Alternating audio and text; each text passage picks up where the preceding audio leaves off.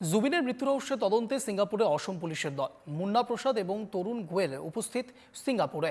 এডিজির নেতৃত্বে আজ সিঙ্গাপুর পুলিশের সঙ্গে বৈঠক। প্লেস অফ অকারেন্সে যেতে পারেন বিশেষ তদন্তকারী দলের সদস্যরা। সিঙ্গাপুরের হোটেল পেন প্যাসিফিকের সিসিটিভি ফুটেজ চাইবে এসআইটি। সেদেশের নাগরিক ওয়াজিদ আহমেদকেও জেরা করবে এসআইটির দল।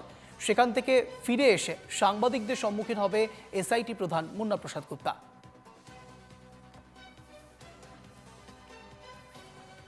এ বিষয়ে বিস্তৃত কথা বলবো, রয়েছে প্রতিনিধি রিঙ্কি আমাদের সঙ্গে। রিঙ্কি, জুবিনের মৃত্যু রহস্যের তদন্তে এবার সিঙ্গাপুরে অসম এসআইটি প্লেস অফ অকারেন্সে যাওয়ার সম্ভাবনা রয়েছে। আর কি কি তথ্য রয়েছে তোমার কাছে?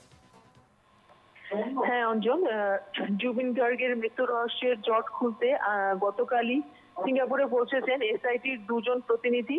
তাদের মধ্যে রয়েছেন এসআইটির প্রধান মুন্না প্রসাদ গুপ্তা এবং সীতাপুরের এএসপি তরুণ গোয়েল। এবং তারা, যেটা জানা যাচ্ছে, সেখানে দুর্ঘটনার দিন জুবিন যেই সিঙ্গাপুরে গিয়ে যে হোটেলে উঠেছিলেন এবং সেখানে কি কি খেয়েছিলেন, সে সমস্ত কিছু রেস্তোরাঁ, সমস্ত কিছু খাদ্য তালিকা, সমস্ত কিছু সিসিটিভি ফুটেজ খতিয়ে দেখে তথ্য বের করার চেষ্টা করবে এসআইটির দুই প্রতিনিধি। এবং যেটা জানা যাচ্ছে, সিঙ্গাপুরে প্রবাসী 11 জন প্রবাসীর মধ্যে 10 জনকে জেরা করেছে ইতিমধ্যে এসআইটির দল। কিন্তু তাদের মধ্যে একজনের বয়ান নেওয়া এখনো বাকি। তিনি হলেন ওয়াজিদ আহমেদ এবং তিনি, জানা যাচ্ছে, সিঙ্গাপুরের নাগরিক এবং তাকে এখনো অব্দি জেরা করতে পারেননি এসআইটির প্রতিনিধিরা।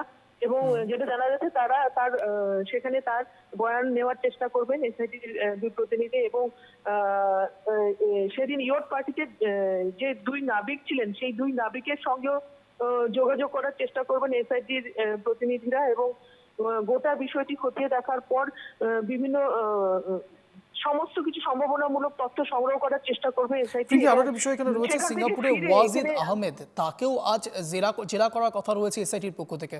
সেই বিষয়ে কি জানতে পারছো? হ্যাঁ, আরেকবার প্রশ্ন করবে প্লিজ। রিঙ্কি, ওয়াজিদ আহমেদকেও আজ জেরা করার কথা রয়েছে এসআইটির। কখন, কোন সময় থেকে এই জেরা শুরু হবে সে বিষয়ে কি জানতে পারছো? হ্যাঁ, যেটা জানা যাচ্ছে যে সেখানে ওয়াজিদ আহমেদকে আমাদের সঙ্গে যোগাযোগ করার চেষ্টা করবে।